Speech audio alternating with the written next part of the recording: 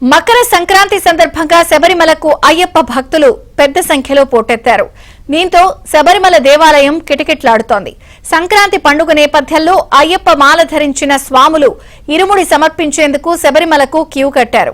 ఈ నెల 14 వరకు ఆలయం తెరిచి ఉండటం, సమయం దగ్గర పడుతూ ఉండడంతో రద్దీ భారీగా పెరిగింది.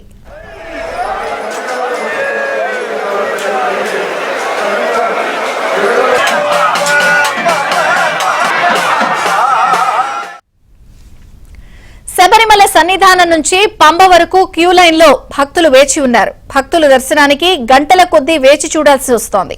24 గంటల వ్యవధిలో 1,00,000 మందికి పైగా భక్తులు స్వామిని దర్శించుకున్నారని దేవస్థానం బోర్డు వెల్లడించింది. పెరిగిన రద్దీకి అనుగుణంగా ఏర్పాట్లు చేశామని, భక్తులకు ఇబ్బందులు తలెత్తకుండా అవసరమైన అన్ని ఏర్పాట్లు చేశామని ఆలయ అధికారులు తెలిపారు.